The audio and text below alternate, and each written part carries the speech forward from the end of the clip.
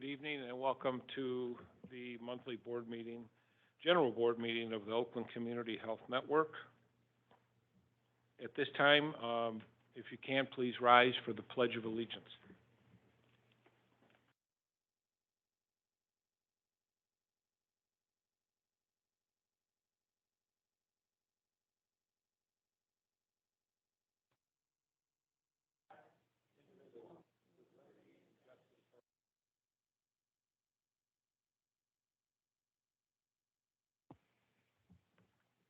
This time, we'd like to have the roll call for a quorum. Mr. Young? Here. Mr. Furman? Present. Dr. Giles? She provided notification that she would not be in attendance. Pastor Jones? Present. Ms. Woodruff? Here. Dr. Hans? Here. Ms. Newman also provided notification. Ms. Root? Here. Ms. May? Here. Mr. Torres? He responded to the RSPN line and said he wouldn't be in attendance. Correct? Or is he running late? Okay. Oh, okay. So says no one there. Okay, Mr. Cowan? Present. You have quorum. Thank you. Excuse me, I was not recognized as being present or... You're the top of the list. Mr. Lanson? Here. You have a quorum. We have not forgotten you. Next is the approval of the board meeting agenda. Before I entertain a motion, I'd like to make a suggestion that we move the CEO semi-annual review to after the director's report, and then we're still going to have it, but then people don't have to wait till we're done with public comment and to hear the director's report. So we would take 10 and move it after 12, and then we would have our closed session on that, and then come back for board member comments and adjournment. So moved. Support. Okay. Moved in support as modified. All those in favor, any discussion? All those in favor say aye. Aye. All those opposed, the motion carries. At this time, we have an opportunity for public comment. First, we'd like to check online. Is there anyone online for public comment? We do. If you are online, please raise your hand at this time for public comment. First is Salim. And we do have a limit of 3 minutes, so on your comments, but we appreciate the fact that you want to address the board. So if you could state your name, that would be helpful, and let us know what you want to talk about. Go ahead, Salim. Thank you. Good evening. My name is Salim Kareem. I'm the program supervisor at New Gateways, a community skill building program in Waterford. We have been serving individuals with disabilities for 32 years. Approximately 200 people with disabilities have recently been left without vital services because of OCHN's unsustainable rates. Vocational providers such as Walled Lake Life Skills, Pontiac Life Focus, and Starting Point have all recently closed down because of OCHN's unsustainable rates. Meanwhile, the PIHPs of all counties surrounding Oakland County pay higher rates than OCHN. And Oakland is obviously far from being a poor county compared to any of them. Please ask yourselves how you're allowing all this to happen. There's a $47 million in reserves, and you're still allowing more vocational providers to be on the verge of closing. What is the point of having reserves if you're not willing to use it to prevent people with disabilities from suffering due to losing their services?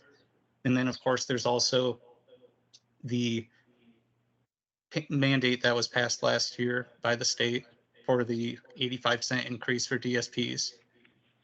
The way to get around giving us that was it was given to us technically, and then it was also at the same time taken away. So we received a $1 increase for DSPs, and then a $1 increase was taken away from DSPs. So the pay rate for DSPs stayed completely flat. And then when vocational providers can't pay what they're supposed to pay according to that mandate, so that leads to these compliance issues that we have no way of dealing with. And we've been asking you about this for months, and you have not given us any answer about how we deal with these compliance issues. And that's all. Thank you. Thank you. Is there anyone else? If there anyone else wishes to speak to public comment at this time, please raise your hand.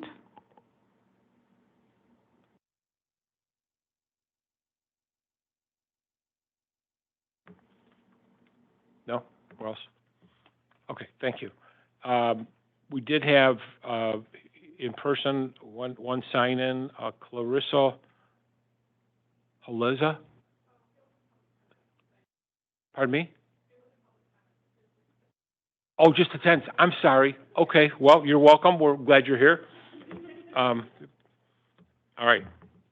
Is there anyone else who's in attendance who wishes to address the board? Yes.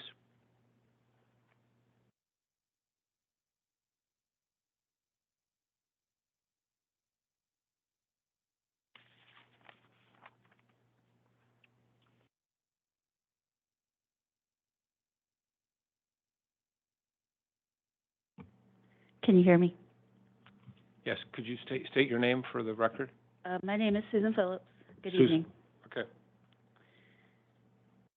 We have been told that our $1 raise wasn't meant to be permanent, but according to your press release before January 1st of 2023, it was stated that it was.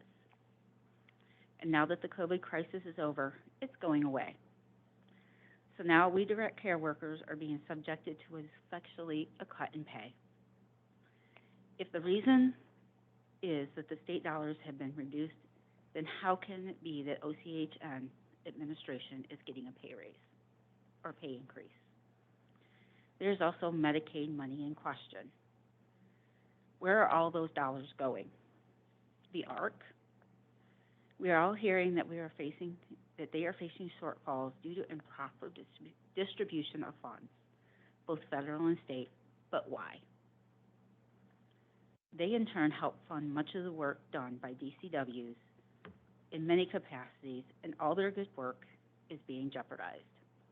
Private citizens as well as programs such as the one for which I work are in danger of having to discontinue operations for lack of funding, with immeasurable consequences for the public at large. What is to happen to all the clientele, the special needs people who now have nowhere to turn, while OCHN administration is receiving pay increases? Except, of course, for the multiple CFOs who keep finding themselves terminated. What is the reason for that, I wonder? From what I understand, funding remains in place, but less and less seems to be available from ARC, contracted service providers, direct care workers, and everybody but the administration. We have to accept a pay cut, and funding for ARC and MORC is being adversely affected. And yet those in the top, Oakland County anyway, get more and more. Something doesn't sound right or look right or smell right. I would also like to mention that in the last meeting you said we do not know what is going on behind the scenes, but in that same thought, I have yet to see any of the current board members visit our building to see what we actually do on a daily basis and be willing to speak and spend time with our families to see what is needed to better serve our individuals daily. Thank you. Thank you.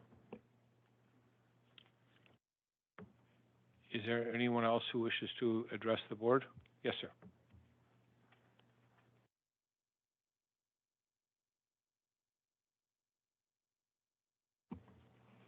Good evening. My name is Zach Cardinell. I'm an AMORC board member. I'm a New Gateways board member. I'm an ARC of Michigan board member, and a very proud OCHN CAC member. I just wanted to come to make sure, in case I missed anyone in my emails, I'd like to invite you all to a June 10th town hall meeting that AMORC is hosting, with support from groups like the OPA, the ARC of Michigan, the ARC of Oakland, and many other provider agencies and community agencies. I was just talking to a parent earlier today, and he said the phrase, "We're at a near-death experience." And it struck me as like, wow, that is a wild thing to say. But we're in crisis. And I know that you guys are hearing about this every time you host a meeting. And I appreciate the ability to make public comment and be heard. It means a lot to me because I can do that for the folks that can't make it here. We are truly in crisis. And we keep hearing that we want to connect with folks at OCHN level, board levels, other providing agencies, and take this to the state and really advocate jointly. And so that's the goal at the town hall. We're looking to educate, to empower, and to engage the community again, which it seems like the only time that really happens is when there's a threat to OCHN being privatized. So this is a really great opportunity to, again, connect with the people that you're supporting, the families, and hear what they have to say, because that's really what we're looking for, is a platform to give people the opportunity to speak outside of just the OCHN meetings. And this it certainly is not a beat up OCHN. That's not the goal. The goal is to really, if we're gonna tell the community that we're gonna advocate together, this is where we start, with the community. Thank you. Thank you. Is there anyone else who wishes to address the board? There will be no one will close public comment, and we will have a second opportunity for public comment at the end of the meeting. The first item following public comment is Stories That Inspire Hope. And Vicki, I understand you're going to do the introduction. I am. Good evening. Vicki Suter, Director of Rights and Advocacy. Our speaker today is Kelly Willis. She is a longtime certified peer support specialist, a peer supervisor at TTI, and a super peer. I have known Kelly for a long time, and what I really appreciate about her is her passion for the individuals that we serve, her understanding of their needs and concerns, and wanting to do the best that she can do to help them in their success, as well as the peers that work with her, creating opportunities for them to have success and be able to do their job with the individuals they serve as best as they can. She's a super peer, so I'm really excited that she's able to present to you today about her own recovery as well as the importance of peer services. Yes. So thank you for the introduction. I'm very honored to be able to even be here and speak to all of you. I'm just so grateful to, actually the whole community and the way that I've been supported. I was actually diagnosed with severe and persistent mental illness when I was 19, and I am 42 now. So I've been learning and navigating, and really the company that I work for is Training and Treatment Innovations for Oakland County, and so we have an office in Troy and an office in Oxford. They were actually the company that took me under their wing, and when I first was diagnosed and spent time at Havenwick Hospital back when I was 19, and they served me. At one point, I was on the ACT team, which is Assertive Community Treatment. It's one of the highest levels of care where it basically means that I was very close to not being able to take care of myself. And with that support, I was able to transition to case management eventually. Actually went back to college, finished, graduated with my master's in education, bachelor's in sociology, bachelor's in English. I was able to become a teacher with that education. Actually served as a teacher in Detroit charter schools for 5 years. And in 2012, TTI asked me if I would become a peer because I had just begun my teaching career and achieved some goals that I had. I was able to do that. And then I took a break from peer work, focused on teaching, and in 2020 I came back to peer work, and so I was able to go from a general peer support part-time, was asked to come on to TTI full-time, and 2 years ago was asked to supervise the peer support team for TTI Oakland County. And as far as I understand for TTI, that was the first time they were able to ask a peer to actually become the peer supervisor. And in that role, I've been able to basically, as a team, I can't say I, but as a team, we've been able to build up such an amazing culture at TTI. And one thing I'd like to share about our team is that several of our team, there's a couple that are full-time and there's several that are part-time, but they've been able to begin facilitating groups, and I'd like to share with you some of the groups that they've been able to they've not only facilitated these groups, they've developed curriculum to run these groups. And one of them is called ACE, and our peer Krista runs it. It's Art and Creative Expressions Group. She's able to offer that in Troy and Oxford. One of our peers, Elizabeth, runs the Substance Abuse Group that's facilitated by a peer. We have Shannon, who developed creative writing, and then Jackie loves writing as well and was able to use her curriculum, adapt it to her taste. And then we've got Let's Talk About Recovery, which is more of a talk therapy group run by a peer. And of course, there's RAP that Jackie and Krista ran together because they're both certified to run RAP. And then I can't leave it out. Last but not least, Jeff has created a curriculum for an LGBTQA group where he's able to provide that support for the individuals that are in that category and experience that, giving them an outlet to express themselves. And we're looking to add more types of groups, and I'm just very excited because it seems that our whole team is really passionate about their job. I mean, I hear it nonstop that they are so grateful for their position, and they, you know, they've been given the ability to go full time if they're able. But let's say they're on disability and they're able to be part time. That's an option as well. And I don't know if there's anything that you think that I might have left out. I'm sorry, yeah. So the importance of peer services is because, I'll give you an example of my own life. I was in and out of psychiatric hospitals, and then one day I met a peer. And this was maybe 4 years after I'd been diagnosed. I said, well, you've been diagnosed, and now you're giving back to the community, and you've overcome. You're overcoming? He says, yeah. I said, well, if he can, I can.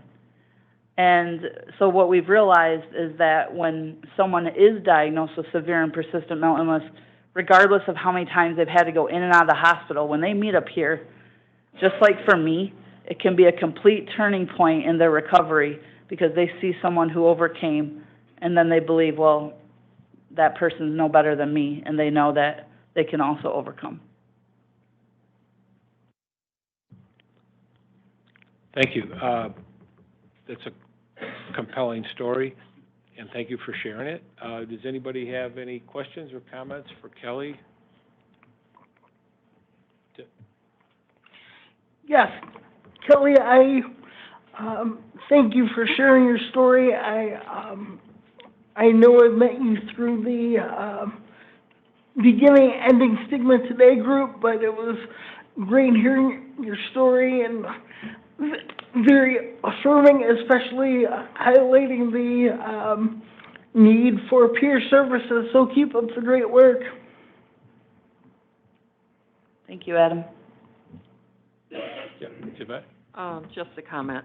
I really want to congratulate you on sticking to it and your commitment to the field, not allowing your diagnosis to determine your altitude. I can just see the passion exuberating from you sitting over there. So I know that your team has a leader that they can depend on. I've supervised peer support in the past. I'm not a recovering person. So it is great to see that recovering people are now doing that supervision as well. So thank you, and continue on. Thank you, Yvette.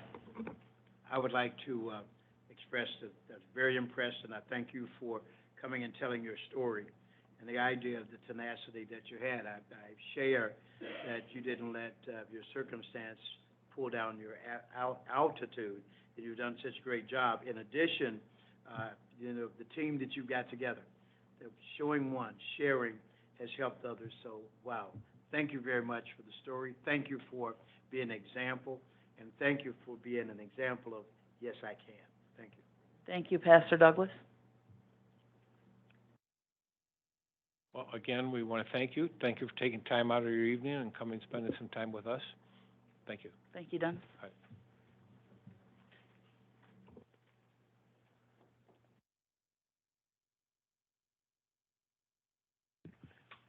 Our next item is, we have our, good friend Ben Bodkin is here from Capital Services, which is our, governmental advocacy,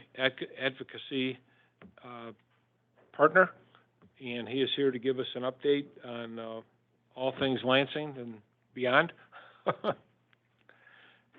And I did tell Ben he could only talk if he had good news. No. Right. I won't put that on you. Welcome. Well, I don't have as bad of news as I've had in There you go. past years, I can tell you that. That's good. Right. So hopefully I can help shed some light on budget process in Lansing right now, and give you an idea of what to expect going forward. At this point, I'll just give you a lay of the land right now. Lay of the land is we are about halfway or 2/3 of the way through the budget process at this point. Each house has passed their budget. The governor has also put a recommendation out there. She does that in February. And then each house usually passes their budget at some point between March and May. So all of those budgets everyone's got their idea of the budget, the House, the Senate, and the governor. They just had a consensus revenue estimating conference, which is what determines it's the state determining how much revenue they've got coming, both in the current year, so they make adjustments for the current year, but also in the year to come, which is the budget we're working on right now, beginning October 1. So the good news is we're not looking like we're in a recession or anything like that. The bad news is we are back to normal. There is no more federal money coming down. And all that is done, and it looks like kind of normal growth at this point. So by way of example, in the current year, it looks like the general fund will be up about $350 million, which is not a ton. It sounds like a lot of money, but for the state of Michigan, it's not a huge amount. And the school aid fund is actually going to be down about $163 million, they think, from where they projected in January. So a slight decrease to the school aid fund. My guess is that they'll probably use some of that general fund to make up for that, but that's not my bailiwick. I can't tell you that that's a thing that's going to happen. For next year, the projections are very similar. About $235 million to the positive, more than what they expected in January for the general fund, and about $160 million, again, less in the school aid fund. So all in all, it's pretty even. Which is, I've been here in years when we were cratering budgets and we're looking for $800, $900 million in the general fund, and that more again in the school aid fund. So we're not in that situation by any means. There is slow growth, but it's a little slower on the school aid fund side than it is on the general fund side. General fund is being driven primarily by corporate income tax, so that's a good sign. Business seems to be good in Michigan. The slower than expected growth in the school aid fund is due primarily to sales and use tax. So percentage of the sales tax goes to fund schools. And we're not buying like we did during the pandemic. So get on Amazon and order some things. So I think everything's kind of coming back to normal there. So all of that said, that means that what the legislature has been telling us this spring is true. There's not a lot of money to hand out. And so we can get into that a little bit. We've got the handout that I provided in front of you on the second page. There's kind of a grid there that will kind of show you just general numbers. Again, I would caution you, we're only partway through this budget process, so these are as much stakes in the ground for the two houses and the governor as they are real numbers. But you can see that mental health Medicaid is flat. It's $3.1 billion this year. The governor recommended $3.3 billion. That's a $200 million increase. That's probably what Milliman recommended in the current year for the rate restructuring. So that's flat, pretty much. CMH non-Medicaid funding, again, it's flat. Medicaid SUD funding, flat. SUD prevention and treatment funds, flat. Autism is up a little, great. Healthy Michigan, down. And that, my guess is probably redetermination, you know. It's just part of the trial we're going through right now with that. CCBHCs are the only thing that has a healthy increase in all of the budget recommendations from both houses and the governor. That's up significantly, I would say. And then health homes are again flat. So pretty much a flat budget is what I'm telling you at this point. I know that that's not helpful to anyone in the room, including those folks behind me. But that is what it looks like. Now, CMHA has been working diligently to try to get folks, you know, to talk to their legislators about funding for the system as a whole. That is an association kind of thing. That's what they do. And so I would encourage folks to work through the association, through Allen and et cetera, and work on, you know, maybe trying to get some additional dollars put into the system. On that note, Dana and I are meeting on Thursday with a couple of reps from Oakland that both sit on the Appropriations Committee to talk about just those things. So we're kind of, you know, trying to do what we can as well as far as that goes. But that is kind of the hard reality of it. Now, to get into some detail, I'm not going to go through the numbers or the things that are located in the sheet. A lot of these things are kind of stakes in the ground for each of the entities involved. So the governor puts out a budget, and that's kind of what she wants to see, right? And when it comes back to her, and then the Senate will say, okay, well, the governor wants some of those things. Let's take some of those things out, or let's put placeholders in for some of those things, and we'll put some of the things that we want in there. And the House does the same thing, right? So what's real and what's not real as far as the details of the budget, a little bit hard to define where it's going to end up, but you can kind of see here what the priorities are for all three entities involved. So the numbers are less important in the detail piece, the items of interest, than I think the whole numbers overall. Kind of, you can see trends there for each entity is kind of doing the same thing overall. But on the items of interest, the detail pieces, they've got different interests to put forward. So how did we do? Mixed bag. The good news is that if you're in one side or the other, you're still in the conversation for the final budget, which is good.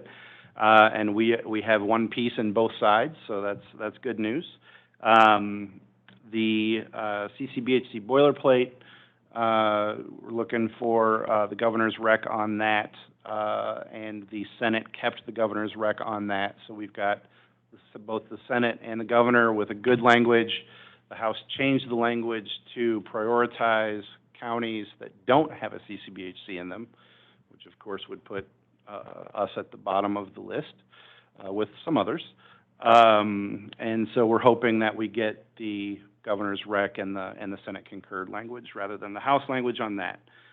The House, however, included $2 million of our $3.9 million request for crisis continuum of care services in order to close some gaps in the crisis continuum of care here in Oakland.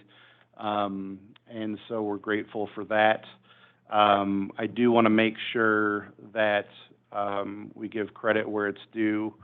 Your legislators have been great partners in working toward both of those things on your behalf, especially though Chair Morris in the House has been great. Senator Baer, I'm always talking about Senator Baer when I'm here. She's fantastic. Representative Steckloff has been great, especially on the money side on this. Representative Price has shown great interest in OCHN and its future here. And Rep. Bolin, Rep. Kuhn, Senator Outman, and then also Chair Whitwer from Eaton County, the appropriations chair in the House. So those folks have been great. So that's kind of my budget update. Check back the end of June. This budget process kind of gets rolling now, and they'll now that they've got numbers for the state revenues, they'll kind of set what they call targets, which are caps for each budget, and they'll take those targets and they'll give a target to each budget department subcommittee chair, basically. So there's one in the House and one in the Senate, and they'll say, okay, here's the number you have to get under, and here's a couple things we've already agreed to, we being the governor, the speaker, and the majority leader, and the appropriations chairs. So get under that number and include these things, and we'll see you back here in a couple of weeks. They go negotiate, and back it comes. The budget should be completed by the end of June. I would be shocked if it's not completed by the end of June, because frankly, they all want to get home and walk doors in July. So I don't know if you've heard, but it is an election year. So that's what we're looking at right now. We've got, about 5 weeks left here to make a final push on some things, and we'll see what we can do, to get things going here. One other piece I wanted to let you know is that the House is now back at 56-54 majority. You may or may not know that there were a couple of Democrats in the House from Southeast Michigan that ran for mayor in their areas. They both won, and so their seats were vacated in December, and there was a 54-54 tie, but the Democrats still held majority because there wasn't enough votes to overturn the speaker, right? Because you need 56 to have a new speaker. So the Democrats still set the agenda, all of that kind of thing, but they needed help to pass anything on the floor until this month. So those two seats are filled. My Song is one, which is just a fantastic and wonderful name, and Peter Hertzberg is the other. So they're both seated now and voting, and kind of learning where the bathrooms are and getting settled. So we're back to 110 in the House, which is where we should be, and everyone is fully represented at this point. So any questions? Anybody? Yes. Mr. Torres. The reps you're going to meet with, who are they? The ones you and Dana would be meeting with? Yeah, Representative Price and Representative Steckloff. Thank you. That's just this week. I just want to note that's just this week, but Dana's meeting with reps every week. Yeah, I'm sorry. I should have said, we actually went back and counted how many meetings we've had on the budget. We've had 27 meetings on the budget, Dana, you and I, and an additional 4 meetings on the recent activity with provider rates.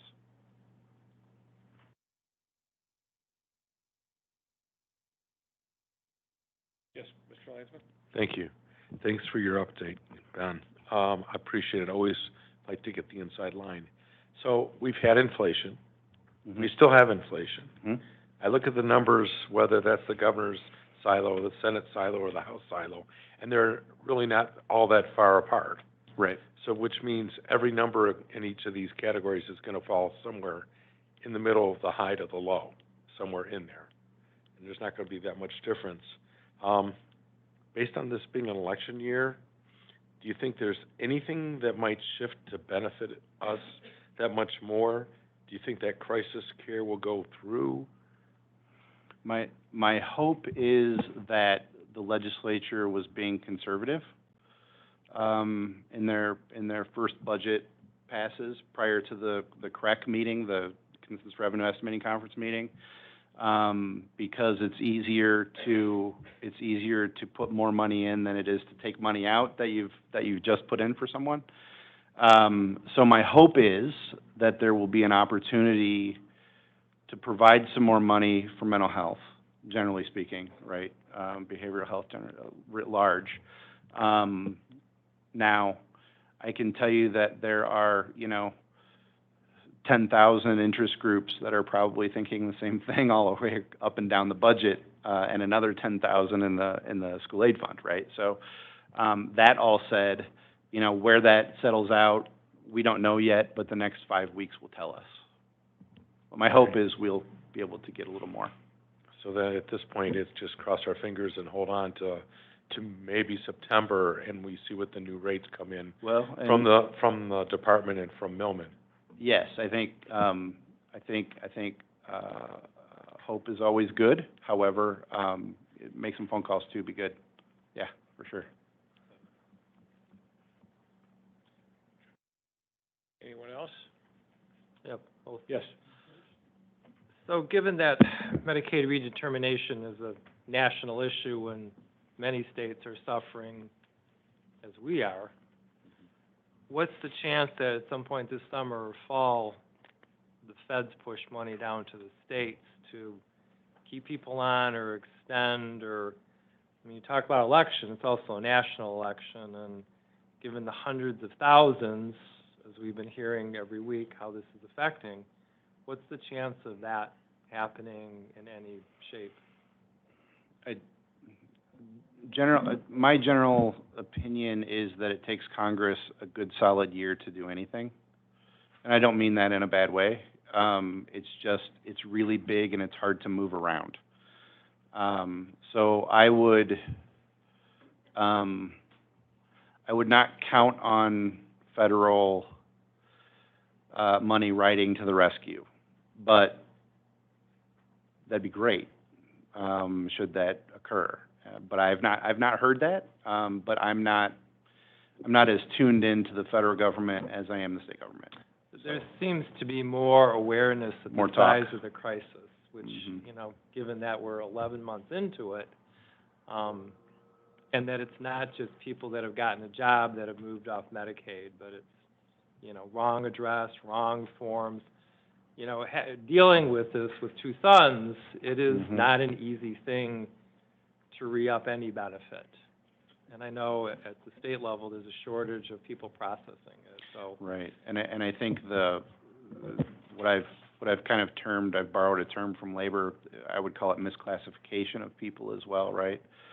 Not on purpose, I think, but, the people may have qualified for better benefits prior, and they've been requalified at a lesser benefit level now. Right, yeah, agreed. Thank you. With the,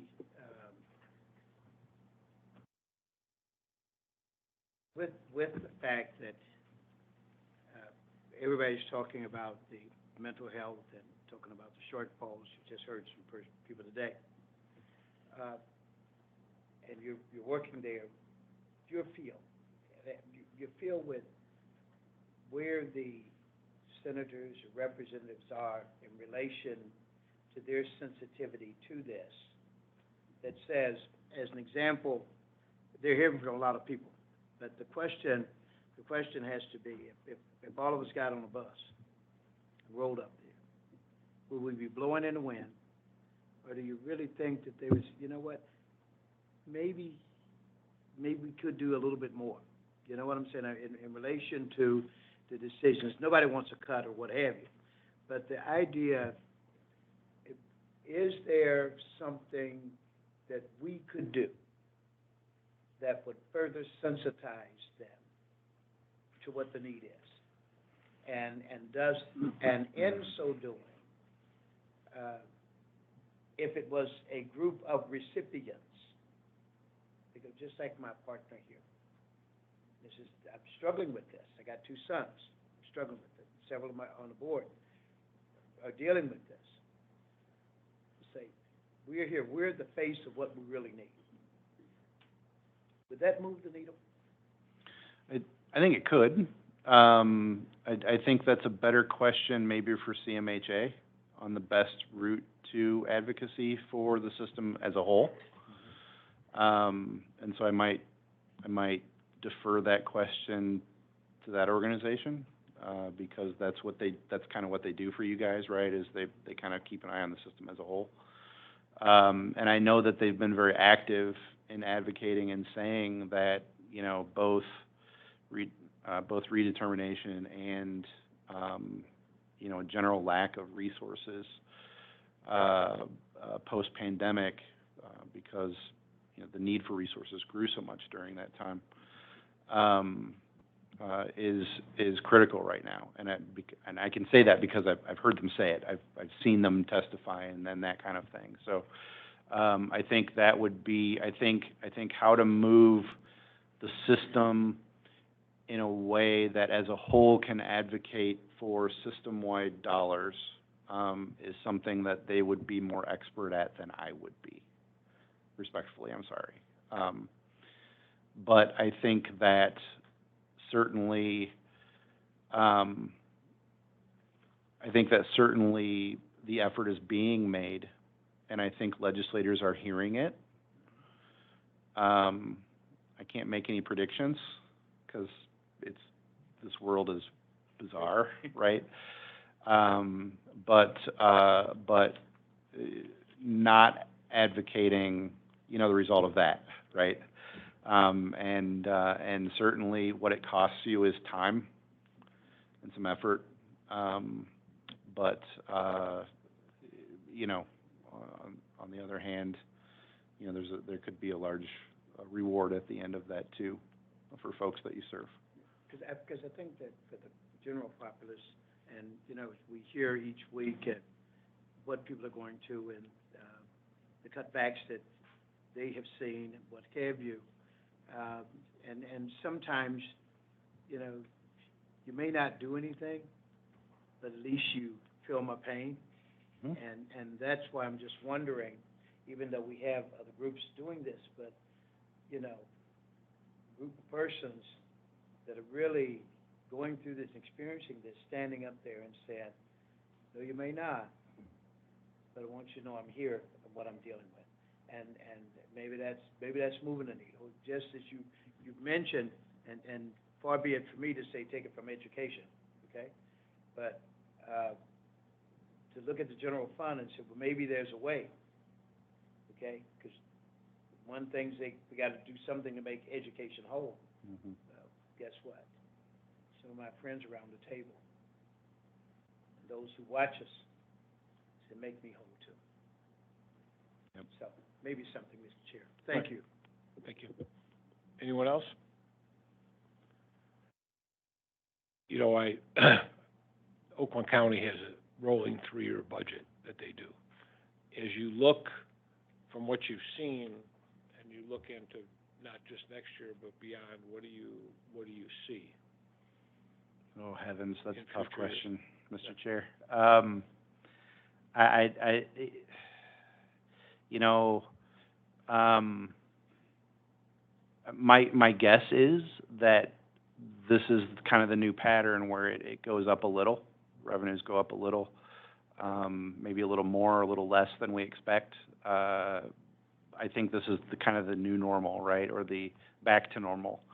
But, you know, that said, you know, as we saw in, you know, 2007 and 2008, the bottom can fall out, you know, and it's not necessarily our own doing. It could be halfway across the world or wherever. And so I don't know the answer to that question. But I think that the economics of this are that what we're seeing right now is probably the future, at least in the short term, for the next few years. Yeah. Well, I'll offer this to you. My concern was not this year's state budget, but if you look at the following year, if you look at all the money, a lot of the ARPA money and extra COVID money, all kinds of funds that have been spent in the last 2 years, that flowed down in increased tax revenue, because if you spent $100 million, there was payroll to pay to people, there were construction projects, things of that nature. When that money runs out, that tax revenue is not going to be replaced, most likely. And I'm very concerned about fiscal year, we got 24, 25, then 25, 26. Mm-hmm. And I think that's where the rub is really going to be. And also, all that extra money that went into the system displaced other requests. Because if you were getting a city getting $10 million in ARPA money, and you could do your road projects and other projects, you didn't have to ask the state for any money, or the county. Well, now, when that runs out, you only got so many sources to go to. So I think this year we're just kicking the can, because we're flat, which is not good for us and for the providers and those we serve. But the following year, I'm even more worried that that's when the potential mini tsunami could hit us and hit everybody. I think it's a valid concern. Yeah. So, I really do. Yeah. Well, keep an eye on that. Okay. It's always in those guys. It's always in those men and women who do this. They're in a little room with blinders, and they're I don't even think they use computers. They use calculators. They're little green. They're figuring out how much. Now they found 200. What is it? 235. That they said revenues are going to be 235 million higher. Yeah. Was it or 350? I forgot which. Yeah, they current found some money. So hopefully they'll keep on finding money. 350 current year, 235 next year. Right.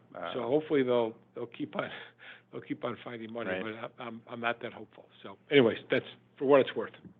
Okay. Right.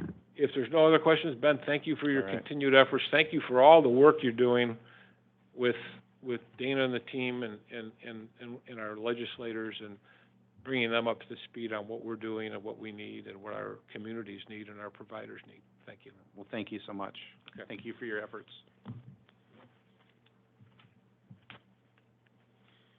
All right, so now we're on our next set of agenda items. First, the board chair report. Mine is very simple. There's a lot of things to talk about, but today Dana and I had a meeting with Dave Woodward, the chair of Oakland County Board of Commissioners, and Penny Lubes, who is the chair of the Public Health and Safety Committee that oversees the funding we get from the county. It was a very positive meeting. It was very encouraging. They want to know what they can do to help. They recognize, I shared with them the numbers we're looking at and some of the things that are going on that are impacting the funding, and we're going to meet and talk about that some more. But they're a very important partner to us. We want to continue to build on that relationship with the leadership of the commission and individual commissioners. All of us know commissioners. I think that's a part of the puzzle of seeking additional state funding, is also asking our county commissioners to join in that effort too. So I think that's an important thing for us to do. So I'm not going to, we talked about a lot of different issues impacting services. We also talked about our response initiative, which is being met very well in the different communities and with the police departments, crisis intervention teams. So all of that was very good. So I just wanted to share that, and we'll, more to follow with not only those two, but others in our county commission partners. So next is a policy management committee chair. Yes. I'd like to thank you very much for that effort with you and our CEO doing so, and certainly, and I think I mentioned last week, we all understand the situation that we're in and what we need to do, and it's just the idea of our showing the unity together. We're all in the same boat, and the more unified we are and the more encouragement that we can give to you, Mr. Chairman, and our CEO, I think that's going to work. As you guys approach the commission, it's good for them to know we're working at the solution and not creating a problem from the solution. Right. Thank you. Okay. Next, we'll move to, Policy Management Committee Chair Report from Yvette Woodruff. Yvette? Thank you, Mr. Cowan. Yes. There were 4 items under policy management on the committee of the whole agenda on May the 13th. 3 of the items were for review and file only. The first item for approval was prepared by Director Ms. Vicki Suter and presented by Ms. Angie Dow from the Office of Rights and Advocacy. There were 2 recommendations for reappointment to the Advisory Committee for second terms for Judith Summers and Miguel Quintuero. The Policy Committee unanimously made the recommendation to send both applications to the full board for final review and approval, and that was based on their prior service and commitment while serving their first terms. The following items were presented as updates for review and file. The first item under review was an update on the quarterly compliance by Ms. Marquita Massey, Director of Quality Management. She reported on the first quarter of 2024. The second item for review and filing was the needs assessment outcome report by Ms. Frances Carley, Director of Special Projects. It was noted that there was a significant increase in the number of surveys completed by persons served. The third item for review and file only was the funding year 24 mid-year report by Ms. Carley also. She reviewed the status of the goals. That concludes the items that were discussed under policy management on the committee of the whole meeting held on May the 13th, respectfully. Thank you. And finally, our Finance Committee Chair Report by Jonathan Landsman. Oh, you missed him. Oh, you have the stage. Thank you. Give me a second, please. If you'll bear.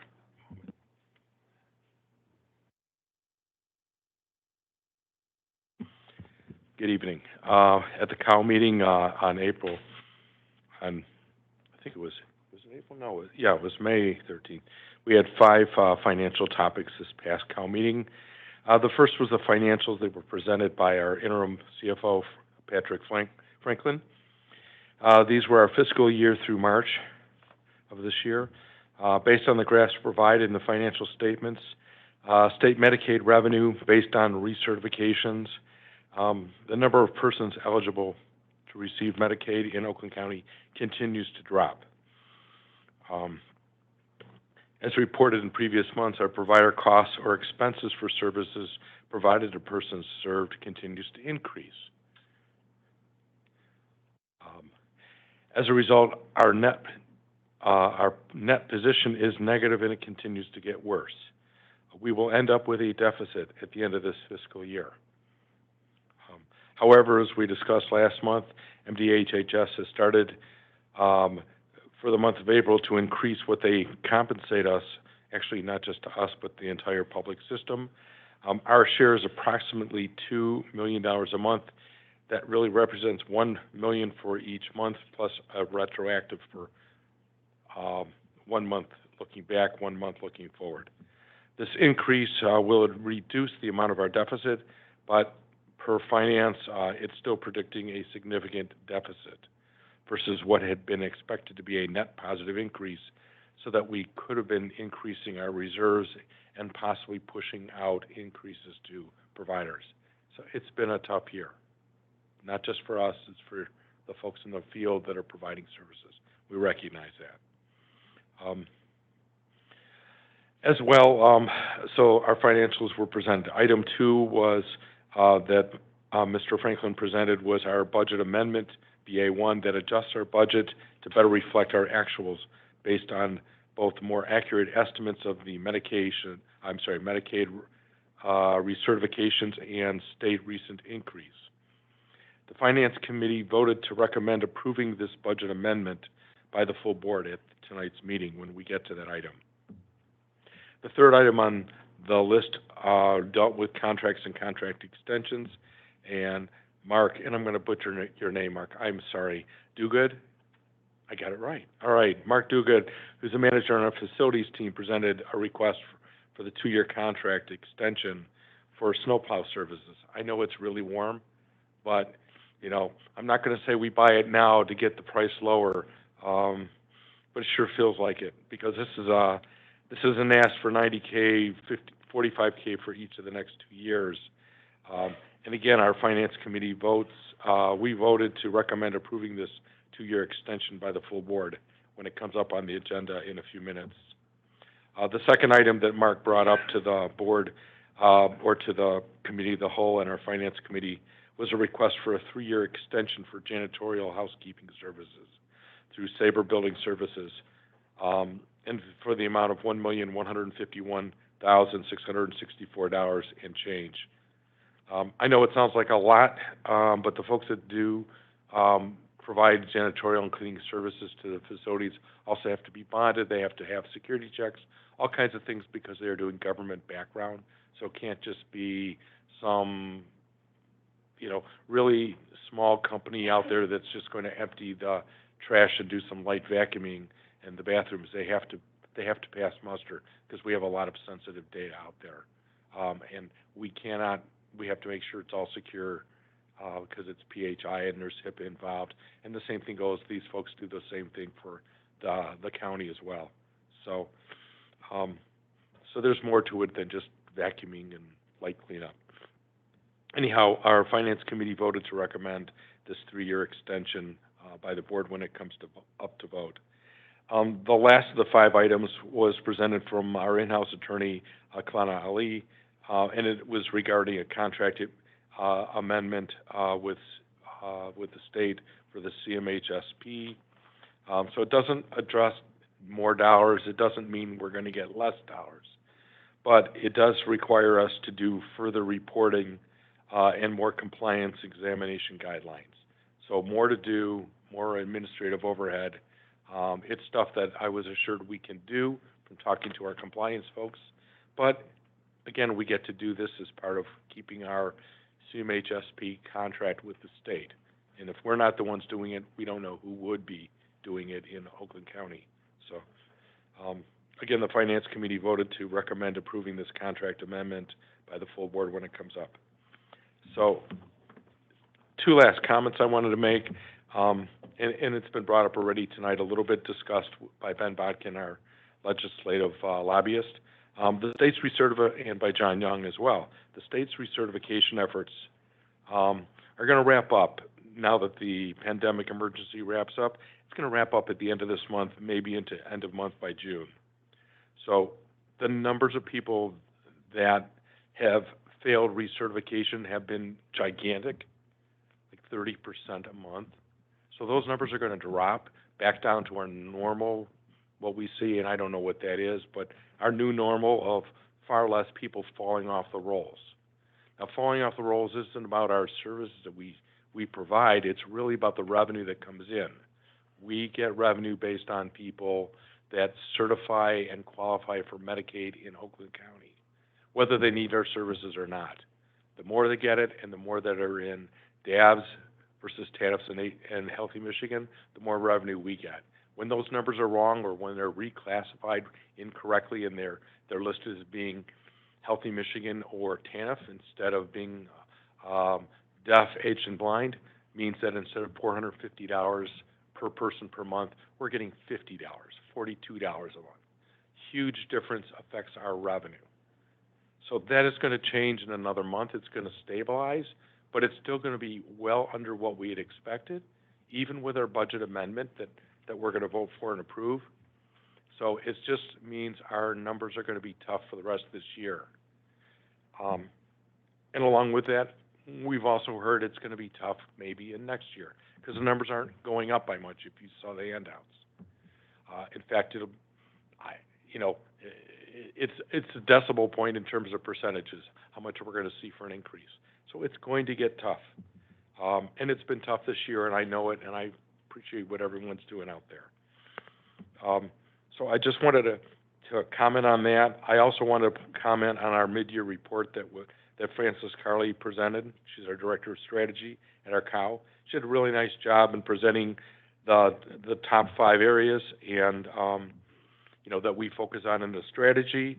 But one of the things I noticed is that the data didn't have any data. It didn't tell us how far we've you know, what we've done, what we've accomplished. But one of the comments that she did make, and one that Dana, you did as well, is that we are adopting standard rates for services performed, and I think there's a note in your report as well about it. So I just want people to be aware, we are trying to provide consistency and private equity and make some organizational change in this organization to help improve the financial stability of the organization. So it's coming, just be aware of it.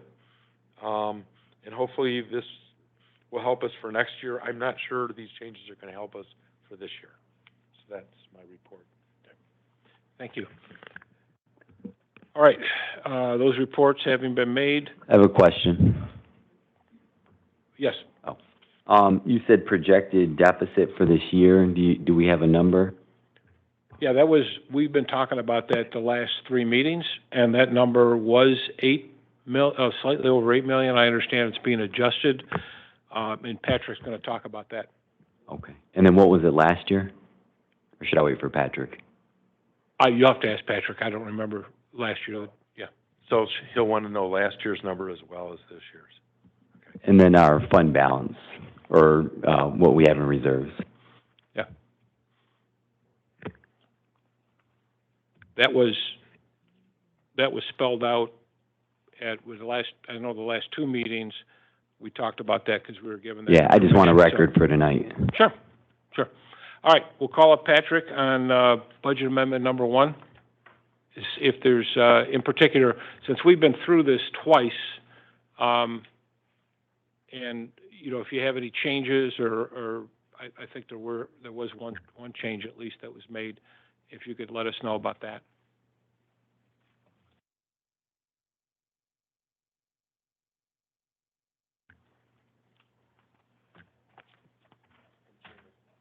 Chairman, if I wasn't clear, our committee did vote to approve the budget Oh, yes, amendment. absolutely. Yeah, Okay. we did vote. Yeah, we have to vote on it as a board, right?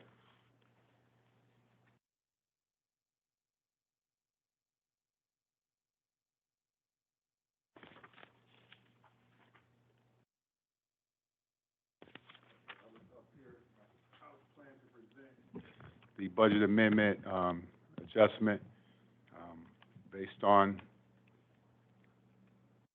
the budget amendment, we actually, had an adjustment to the PA2 fund balance and adjusted the, budgeted usage of the 4.3, million to reflect the approved amount of the OPB, board that they approved for FY24. So we actually approved a $4.3 million usage, which added additional surplus to it added additional $1.1 million to the PA2 fund balance. And so that net position changed by the same amount as we reduced the expenses for the PA2 usage. Okay, so when we met the last meeting last week, and what was distributed was that the projected year end, which is at the end of September, we would have a deficit of $8,641,000. Right. Okay, so you're adjusting that now to $7,475,495. Right. So it's a net difference of $1,165,856. So that puts our reserves then, were reported last month, or last meeting, projected for the year end, taking that into account, would have been 35.8, but you're saying that's probably adjusted upward 1.2 million? That's correct. So that would be at about $37 million. That's correct. Okay. Grant actually is showing $38,046,487. Okay. I think,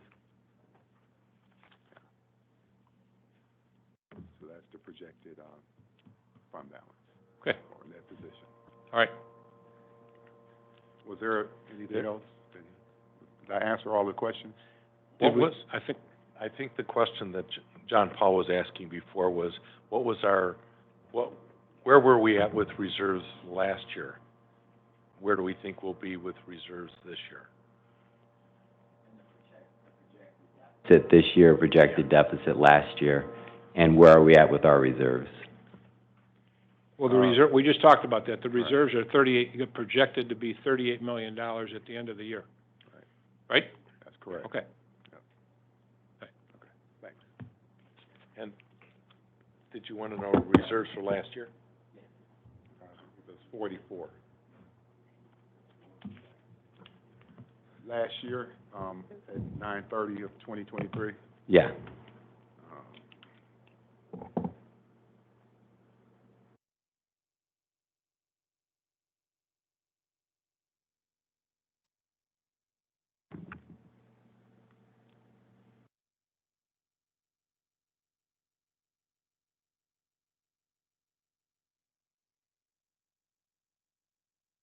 $45. 45? Yes. Thank you. And then I have one last question before you close your laptop. Roughly how much do we write checks for every month? So the cost for 1 month's expense, roughly. Well, I mentioned in the past to this board that a healthy organization has about 2 months' worth of reserves. Right. So currently, we write checks to the tune of about $40 million a month. So we are So actually we have spending about, more than what we have for 1 month's worth. Right. In the bank. Right. Thank you. All right. Is there any other questions for Patrick? Doesn't look like it. Okay, so we had a recommendation from the Finance Committee for approval, and we have a budget amendment 1 is amended that Patrick just put forward. So do we have a motion for consideration? So moved. Motion and support. Is there any discussion? I want to bring up a couple issues because they touch upon some of the things that have been said this evening. So if you cut to the chase after all the different adjustments that are made, which are typical for about this time of a year of a budget, there's 2 things that jump out, and that is a decrease of about $10.3 million in Medicaid revenue and an increase in the similar expenses out of that funding of $16.5 million. So if you put those 2 together, that's about $26 million. What we're looking at is a difference. Our budget had a $15 million surplus in it, and now we're looking at a $7 million deficit. So if you cut everything away, it all comes down to the the decrease in revenue and the increase. Now, what we've done to this point this year is that money to fund OCHN and money to the providers has come out of our reserves because there's nowhere else to go. Those reserves now are projected to fall to $37 million. Of that, you have to understand, that is only $9 million of that is unrestricted. The rest of the money is restricted. It has to be in one of the buckets, Medicaid or Healthy Michigan. So there's not a lot of flexibility. We've run a pretty tight ship here. We have about 7% overhead. It's been 6 to 7, pretty consistent the last 3 years. We're at 6. That means 93 to 94% of the dollars are going out to the providers and to the people in the system that need services. So nobody's hiding the money, nobody's segueing it anywhere. Our books are pretty open. We have to provide an audit. We provide everything to the state. They review it every year. What we've been doing is putting out a lot of dollars, including money from our reserves, and we're at a tipping point here. And I agree that somebody said earlier the system is in crisis, and they're absolutely correct. So we get our money from somewhere else. We don't generate it. We don't sell a product like many businesses do.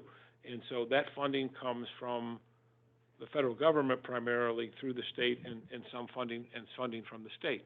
So unless those revenue sources increase, and the biggest concern I have going into next year also is Patrick, the money, the $2 million a month, which, by the way, this is not extra money that we're getting. This is covering our costs. This is stopping the hemorrhaging, quite frankly, to a slow bleed. That money has only been committed to through the end of the fiscal year, right? Okay. Through September. So we are about to embark on the budget process. And unless we get some type of relief or some indication from the state of what they're going to do, we're looking at some pretty severe budget changes, because we can't spend money we don't have, and there's no golden parachute of money. We're down to 37 million in the reserves, only 9 million unrestricted. So, we have a fiduciary obligation to keep to the people who use the services, to get those services to them through the providers, but we can only spend what we have.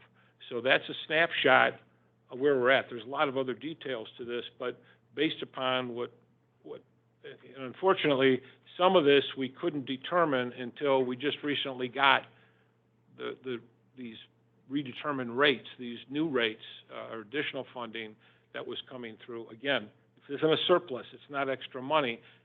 What it means is we don't have to go into our reserves to cover the costs. Because if we didn't have that money, which started in May, that would be another $10 million out of our reserves. And then we'd be in some dangerous territory. So we've got, as has been mentioned by the finance chairman, we have some very, very difficult decisions to make in the future. And, we're going to stick with it because we're all committed to those who need the services. But it's going to be a little bit of a rocky road, and I hope that we can continue to work together. We have to, and also seek additional funding so that we can provide the same service levels that we enjoyed today and the last couple of years. So that's my point of what we've been through. And this has been something, we've dealt with our last 3 meetings to get to this point. And I want to thank Patrick and the finance team. I know there was so many unknowns just 2 months ago, and kind of in the last 4 weeks, we kind of got the information that we needed to be able to do a budget adjustment and a budget amendment at this time. So, is there any further discussion? Can we have a roll call vote, please, on the motion? Ms. Woodruff? Dr. Hans? Ms. Root? Ms. May? Mr. Torres? Yes. Mr. Landsman? Yes. Mr. Young? Yes. Mr. Furman? Yes. Pastor Jones? Yes. Mr. Cowan? Yes. Motion carries. Thank you. The next item is the Kingsway contract. We did consider this at the committee of the whole meeting, and the finance committee, recommended approval. This is on the snow plowing. Is there a motion? So moved. Support. Is there any discussion? Again, it seems awful hard to think about snow plowing today. All right, there being no discussion, the roll call vote. I did have a question. It's snow plowing and landscaping, correct? No, it's just Is it snow just- plowing. Yeah. We split it up, and the prices come in lower when we split it up rather than bundle. Okay, so it's just the snow plowing. All right, thank you. Thank you, Mr. Druid, for getting that right for me.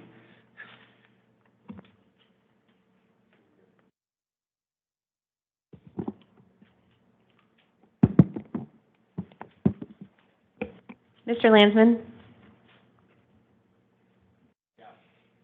Mr. Young? Yes. Mr. Furman? Yes. Pastor Jones? Yes. Ms. Woodruff? Dr. Hans? Ms. Root? Yes. Ms. May? Yes. Mr. Torres? Yes. Mr. Cowan? Yes, Motion carries. thank you. Next item is the Sabre contract, which is a contract extension for janitorial services for a 3-year term.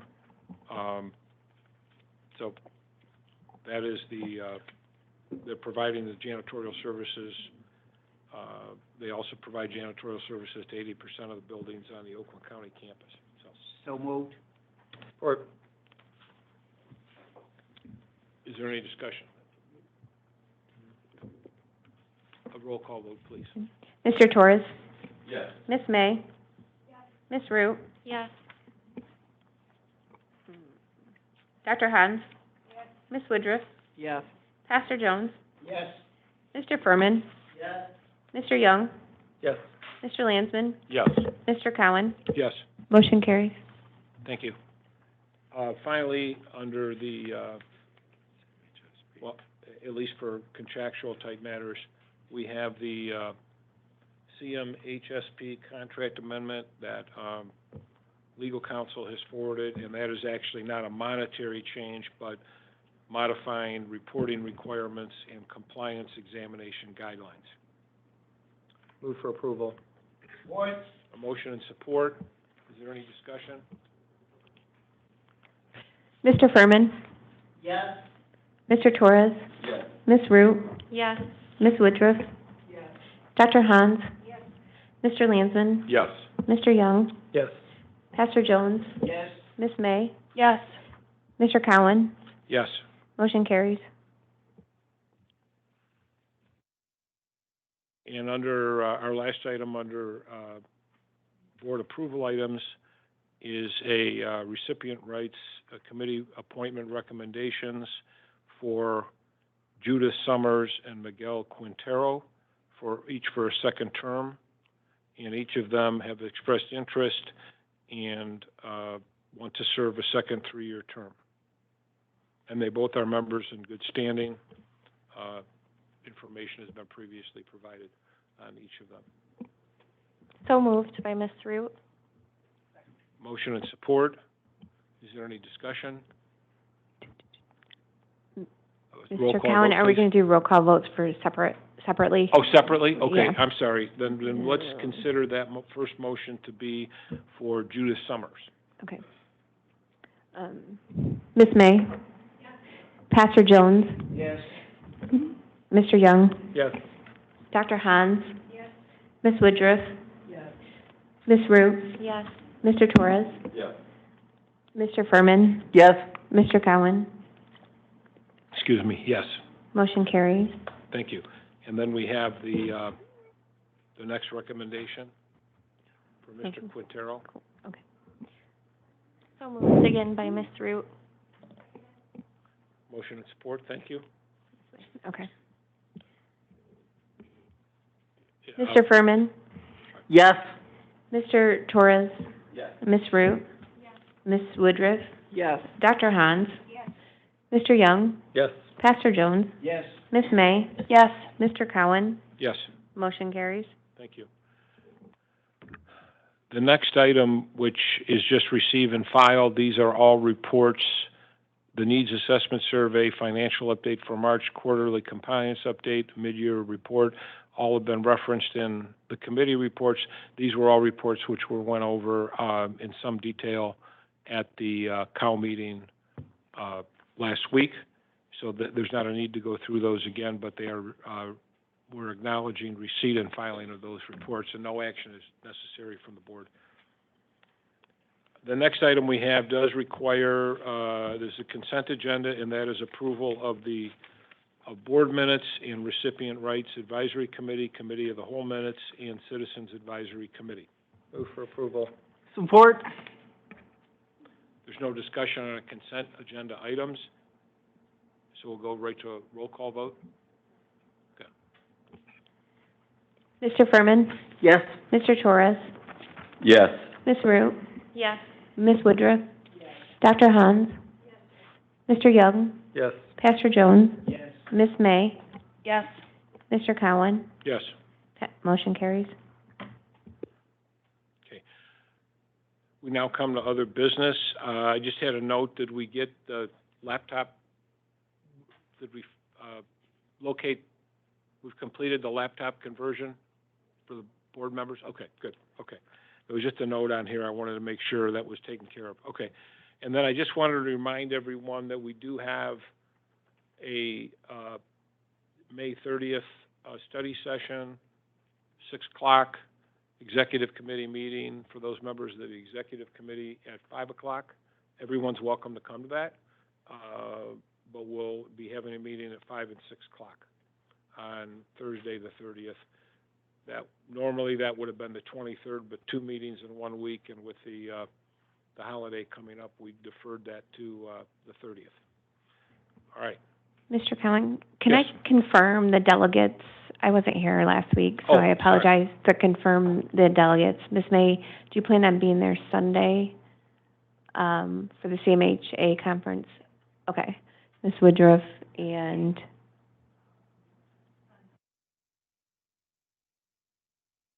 wasn't it Monday through? yeah, it starts on Monday, but the delegates, but some board members are arriving on Sunday. I just want to confirm so we can make sure reservations are accurate. I will be there Monday? I'll just leave Sunday after work. I'll be there Sunday. Okay. I'll just drive up Sunday. Okay. And I got your receipt. Okay, yeah. And then the one other thing I'd just like to note, and I'll ask Sheila to follow up on this. So on the June 10th, and I appreciate the invite, but you should know we have members at the statewide conference, and we have a meeting that night. So if everyone can make an extra special effort to be here for the COW meeting on the 10th, because we may have some people heading up to the conference, and so we have to make sure we get 7 for the COW meeting. Okay, so if everybody can be aware of that and make extra special effort to get here, and then if time permits, join the invite that was mentioned earlier. Yeah. Mr. Chair, because it's a cow, it's not only that we have 7, we also need to make sure we have a quorum for both Right. both committees. Right. So And I what can we'll do, confirm that we will not have a committee because they're arriving on Monday for the CMHA because of the delegate vote. So if they arrive on Sunday, we won't have a quorum for the policy management. okay, well, let's see, on the 30th, let's see what we look like on policy management, okay? Okay. And because we can still have those items at a board meeting, we just won't have the review that we normally have, or the vote, yeah. But there may not be any action on policy. Right. Finance there almost always is. Right, so we'll do, on the 30th, we'll go over that and see where we're at, and then, maybe by then at the 30th, we'll have a head count for the meeting and see what we can and can't do. Yeah, because the 3 board members that are going to the conference are all on that committee. Okay, yeah, okay. And Mr. Chairman, hopefully we could do that. That's no better place for me to be than right here on June the 10th, since that's my birthday, and to share it with so many people. We don't have the voices of we don't have the voices of the choir you used to, but we're gonna try. Okay, all right. Any other business? Yes. I noticed that the CAC meeting for June is on June 19th, and I believe in the past OCHN has recognized Juneteenth as an official holiday. So are we doing that this? We are? Okay. We need to update that on our website because I just checked it today. Thank Sure. you. All right. Thank you for pointing that out. All right, so next we have board reports. First, Dr. Hans with the Recipient Rights Advisory Committee. The Recipient Rights Advisory Committee met on May 2nd at 4 p.m. in this room. Several agenda items were discussed. First of all, the self-stigma training was conducted by Sherry Rushman and Betty Roos, and that was very well received, and almost everyone completed the training with success. It was very informative because stigma starts with self-stigma, so that's what the key point was, and it was very helpful. Amanda Classman from the rights team talked about her work as the rights specialist. That is under the getting to know each other on the committee.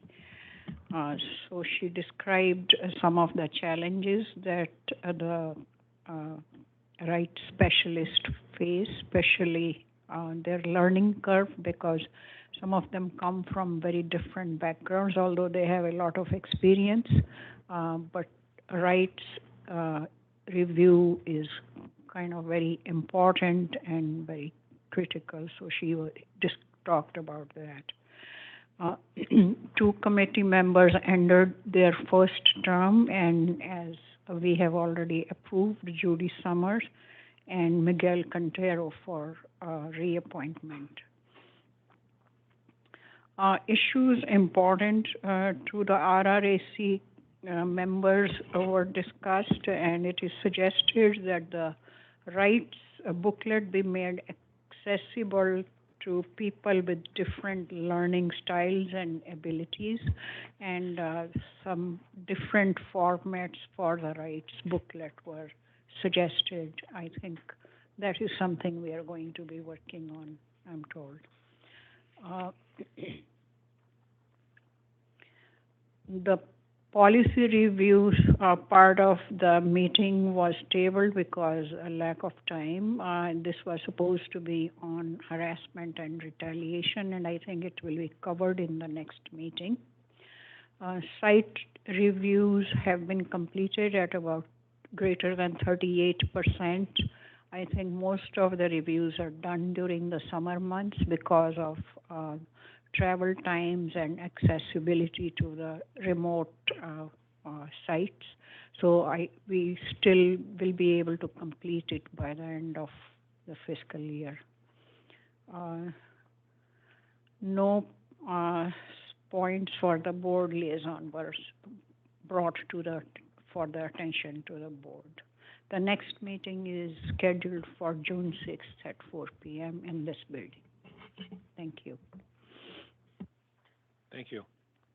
Next, Citizens Advisory Committee, Christina Root. Thank you. Our meeting was held in a hybrid format on Wednesday, May 15th, which was last week. We had a presentation from ARC of Oakland County about their services, which are available for children and adults with cognitive, intellectual, and developmental disabilities. And then 2 members provided comments for me to share in this meeting today. The first one is to make sure that we acknowledge and advocate for certified parent support partners and youth peer support specialists within our network. And the second comment was about wanting this board to know that while we offer many resources to caregivers throughout our network, we may need to offer more support with their access to these resources. So one of the examples I remember them giving was for caregiver trainings, making sure that they are able to actually attend them and maybe count those trainings as paid time. And then our next meeting, as we said, is June 12th, not June 19th at 9:30 a.m. Thank you. Thank you. And then finally, SUD Oversight Policy Board, Sarah. Actually, I think you're meeting tomorrow. Yeah, we meet tomorrow. Okay. Our meeting will be held here at 1 p.m. tomorrow afternoon. Okay. You'll have something to report next month. Thank you very much. Okay, good. With the amended agenda, we move down now to second opportunity for public comment. Do we check with the... Mary Ann, go ahead and unmute your mic at this time. Yeah, thank you. Hi, Mary Ann Huff, Mental Health Association in Michigan. I also submitted our written comments to you. I am here today basically to provide support to those individuals who are served through Easter Seals, MORC, and ARC of Oakland County. Even though our primary constituency group is individuals with mental health conditions and substance use disorders, we believe it's our responsibility to speak up with and on behalf of other individuals with disabilities. Our concern is that given the interconnectedness of the system across the state, which MHAM is a statewide organization, the concern is that there could be a trickle-down effect, a domino effect that will affect eventually everybody served by the system. We've been made aware in a variety of ways of the funding challenges that Easter Seals Mork and the Arc of Oakland County have been experiencing over the past year. It's really alarming to us that Easter Seals Mork is experiencing a deficit that is caused by changes in the contract with OCHN. According to testimony given at previous OCHN meetings by the CEO of Easter Seals, it sounds like the organization is expected to absorb the cost of increased authorizations of services when it has zero control over authorizations or utilization management, because that is handled by OCHN, which is the managed care entity, or PIHP. So purpose today is to say these two things directly to OCHN. Ultimately, I know you know this, but your organization is ultimately responsible for the funding of services that it authorizes. As a managed care organization, it's your responsibility to ensure that providers are being given appropriate reimbursement and it's done in a timely manner. Two, the situation occurring in Oakland County is avoidable. There's solutions that can be found, such as removal of the not to exceed amount in the contract and working with the realities of the managed care environment. And of course, your obligation is always to the individuals that you serve primarily. What's also alarming for us is hearing about the fear that people are experiencing and expressing as they hear about these things and worry about their loved ones and whether or not their loved ones are going to be able to continue in their self-determination arrangements and, of course, ultimately live independently. So basically, my organization, Mental Health Association in Michigan, is calling upon the leadership of Oakland County to do the right thing and work collaboratively with Easter Seals Mork and Arc of Oakland County to resolve the financial concerns before the problem escalates and interferes with the rights of the people that are served by this county. I ask you this question: if the people you serve cannot get what they need at the end of the day, whose problem is it? It's your problem. Thank you. Is there anybody else online? I was just going to note, Mary Ann said that she would submit a comment in writing. We have not received that yet, but you guys will get a copy once we receive that. Sure. All right. Is there anyone in the audience who wishes to speak? Yes, sir.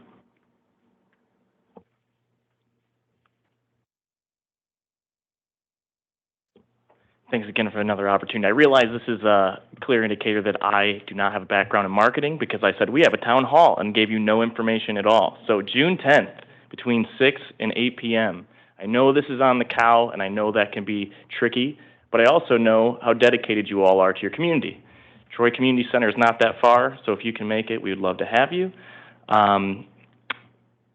In just to speak completely transparency and from my heart, because that's the only way that I really know how to do it, I really respect, Mr. Torres, when it comes to numbers, I need these things written in crayon. So I appreciate you bringing up the question all the time, where were we last year?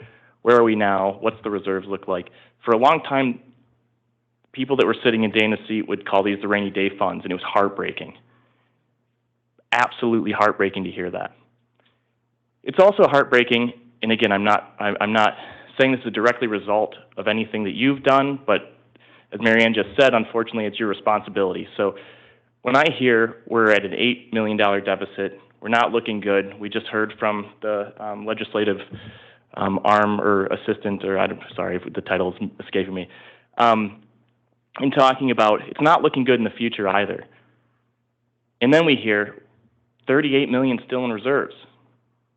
From a point of crisis, that's $38 million in reserves. And I understand that there's a fiscal responsibility and best practice for an organization. It's a really hard conversation. For nonprofits, they're literally closing their doors or threatening to close their doors. We're almost weekly. Providers are talking to one another, and it's, what's next? What do we do? So I just wanted to share that from my point of view when I'm sitting here and you talk about the reserves. It's a hell of a lot better than rainy day funds, when former directors would roll up with their new sports cars while they're cutting funds to providers. But it's still $38 million, and it's a really hard sell to the people that are just living it.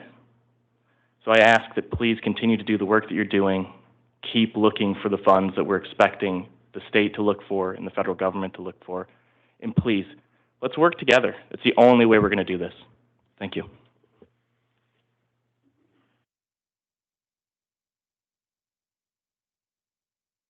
Is there anyone else? There being no one, we'll close the second public comment. This time we have our director's report from Dana Lazenby.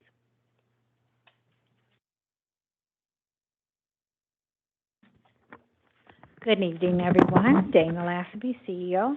I just want us to recognize that May is National Mental Health Awareness Month, and we are looking at ways to decrease stigma and get people engaged in care and services. So I will go through my report rather quickly, but I do want to address some of the concerns that we're hearing and we're dealing with on a regular basis. As you know, that we've been working very diligently to look at our finances and look at ways to work with our providers collaboratively, as well as working with legislators. And I think, you know, that's the critical piece, is how do we advocate for this underfunded system that we have. And I agree that it's really important that we work together and advocate on behalf of the people we serve, and then also look at ways to make sure that the services are not discontinued and cut for people. So we are committed to doing that. Our finance team is working around the clock pretty much to look at ways that we can see how do we look at our reserves, how do we look at our savings, how do we look at how we reimburse our providers. So that's something that we're committed to do, to make sure that when we're looking at rate standardization, for example, that it's fair and equitable based on the services and who's providing those services. And then also looking at how do we advocate for direct care worker wages as a system and as a community, to make sure that the individuals who are providing those services, who care for people that we're responsible for caring for, are properly and have meaningful living wages. So that's something that we're very committed to, and that's not in my report, but it is something I am speaking to this community and to my board, is that is something that we are constantly doing. Like Ben said, you know, I didn't get into this job to be political, but I know that it takes a lot of work with our legislators to give them the stories, not just the data and the numbers, but the real life stories of how what we do impacts the lives of people and how we cannot cut back on services. And we're doing what we can do as much as we can to make sure that, you know, we're looking at resources, we're looking at programs. Some of you may say, well, how do you start new programs if you are in a deficit or you don't have a high amount of reserves that's required in our contract? And part of it is we're looking for grant funding. We're looking at supporting things through other revenue sources. And then how do we manage our funding sources better so that we're making sure that the things that we're reimbursing are truly reimbursable per Medicaid and per other things. So our team continues to work on that. We have had some changes, and I agree it can be rattling, but we have to make changes so that we're moving in the right direction and we're meeting our strategic objectives. And those are the strategic priorities and the objectives that the board has given me, but also that we know through our needs assessment and to working with our community stakeholders that these are the things that are important to this community. So I will finish with my report. I don't really want to focus on that because I think it's important to address some of the critical issues that we are hearing, and we do hear you.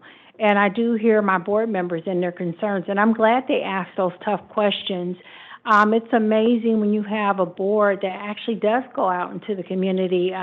Pastor Jones hosted a big meeting. We were at risk for losing some funds, and he actually helped facilitate a meeting with our legislators and with community leaders to make sure that we could retain those funds and continue with the community violence intervention program. So those are the kind of things. I know it's right now it's hard to focus and celebrate those gains and those wins that we are serving when we're struggling financially. But I believe that we can work together and address the issues that we're hearing about. And I also think it's really important to know that the people who work here in this community and as a part of OCHN are very dedicated people who are really putting in the work and making sure that we're responding to calls of people who may get stuck or see barriers to accessing care, making sure that our access team is now moving out into the community, where at one point they were on the phone or they're at the RCC in Pontiac. We're looking at other ways to expand access to services and partnering with the Oakland County Health Department and one of their offices so that when someone comes into one of their offices, we can actually enroll them in CMH services right then and there will be no wait. So those are the kind of things that we're looking to, and also looking at ways to close up some of the gaps in services and care that we also experience, such as crisis services. Everybody can't make it to Pontiac, to the RCC where Common Ground is, so we want to find other ways that we can meet people where they are through our mobile crisis teams, but also working on integrated urgent cares and also a walk-in center that we're partnering with the Oakland County Health Department, the Oakland County Exec, as well as Honor Community Health, so that people can just walk in and receive those needed services. Of course, their physical health may be primary, but they may walk in when they have a behavioral health or mental health need. And so we're making sure that we have staff and team available to respond to those needs when there is somebody who just can't make it to their provider or make it to Common Ground. They can actually come to the walk-in center and receive those services. So it's a soft launch now, but it's something that's going to further develop over the next month, and then over the next, hopefully, years to come, we'll have those gaps in our system filled where we can make sure we meet people where they are. And so with that, I will close and also answer any questions my board may have. Oh, can I do one more thing? This is really important. Acknowledge one of our co-responders, Ken Stein, received a Civilian Citation Award at the recent Troy Police Department Awards on May 14th. So if you can join me in giving Ken a big kudos and great job. I couldn't leave that out.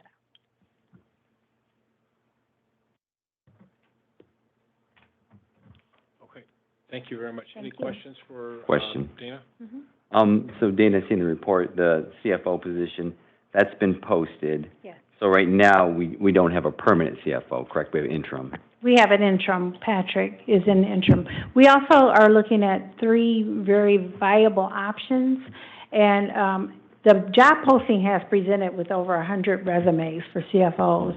So working with our Raymond consultant, he's going to help us filter through some of those resumes. The other thing that we're looking at is other options in terms of working with other entities who can provide those supports and services. One of the things that I did discover in some of the changes that we've made is that we need to restructure our budget and finance team in that department and making sure we have a good blueprint to work from. So that's something that we definitely are looking at in terms of it's more than just filling the position, but really having the right person who can work with that team and really develop a floor plan or I would say a blueprint for what the team should really look like and do. So at the last board meeting, the former CFO indicated that we had 3 vacant positions. Have those been filled, or are we looking at that, or? Please ask your question again. I don't think I heard Oh, it. at the last board meeting, the former CFO indicated that we had 3 vacant positions within that department. Have those been filled, and or are we filling them? I believe we have filled one of the positions. Is that, Patrick would have a...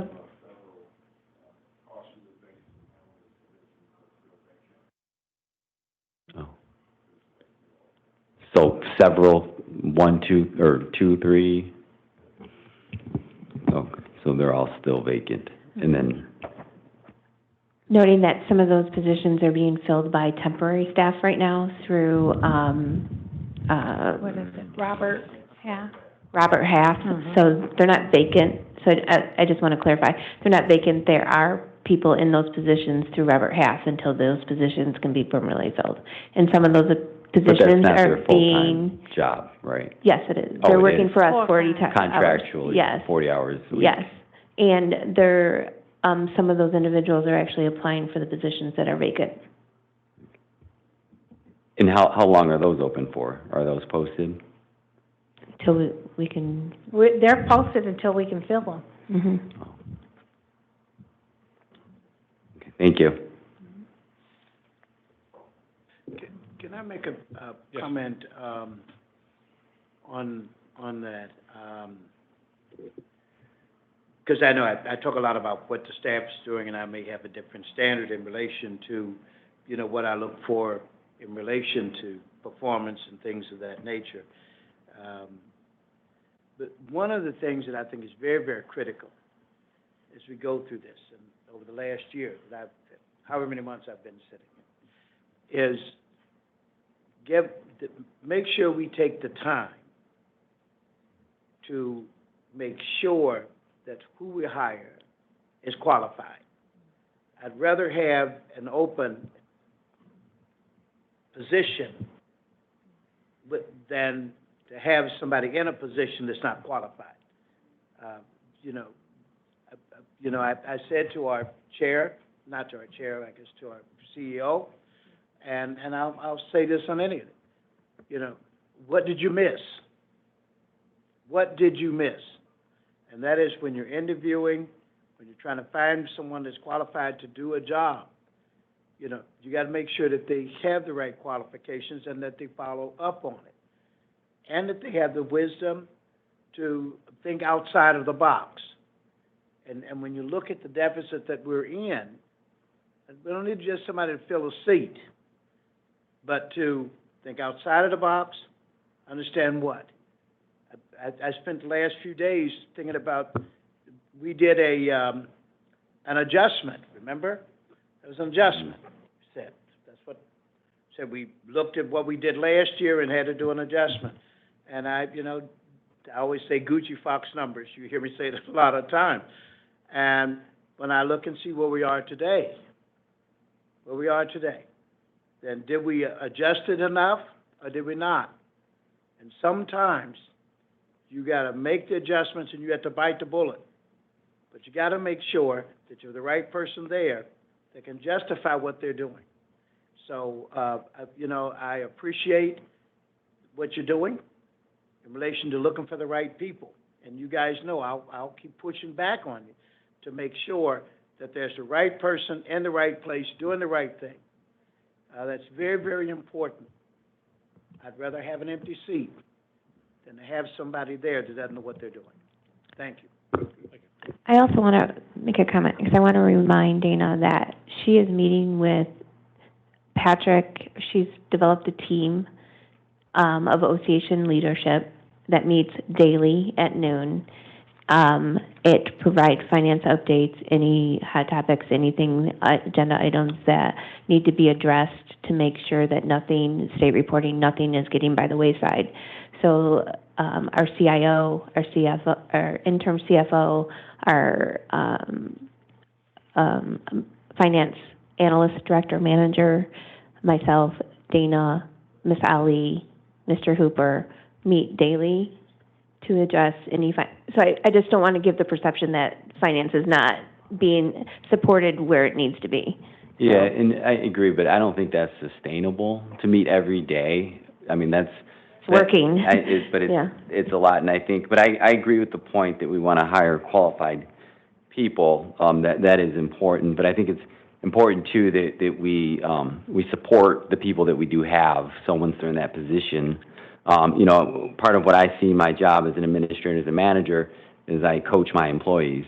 Right? How is it going? Are there issues? Do you need any training? Can we work this? When I hire somebody, and I have in the past, it's almost like a marriage. I'm committed, right? To an extent, you can have your divorces and those kinds of things and those separations, but at that executive level, you're hiring people and you want to support them, you want to coach them, you want to see them through, because the sustainability of employees, especially in those high positions, is crucial to your organization, and turnover can cause issues. But no, I appreciate Pastor Jones's comments, because I agree, we want to have qualified people and taking the time to make sure they are fully qualified, but also, once they're in those positions, that we're coaching them, we're supporting them, and we're working through issues to give them that opportunity to succeed. Thank you.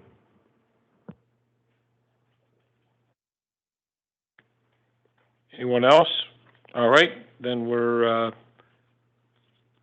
through with the director's report. That brings us to the CEO semi-annual review, which we will we can move to closed session under 15.268, Section 8A, to consider a periodic personnel evaluation of an employee, and Dana has consented to that being in a closed session. So, is there a motion to that effect? A motion, support? Support. Is there any discussion? We need a roll call. Oh, yes. Oh, yeah, well, I don't know. Where are we going? Are we going in the, we staying in? Stay here, we're gonna stay in here, so what, yeah. Yeah, we'll have a little break. So, we need to have a roll call vote. Mr. Landsman? Yes. Mr. Young? Yes. Pastor Jones? Yes. Miss May? Dr. Hans? Yes. Miss Woodruff? Yes. Miss Root? Yes. Mr. Torres? Yes. Mr. Furman? Yes. Mr. Cowan? Yes. Motion carried. Okay, so.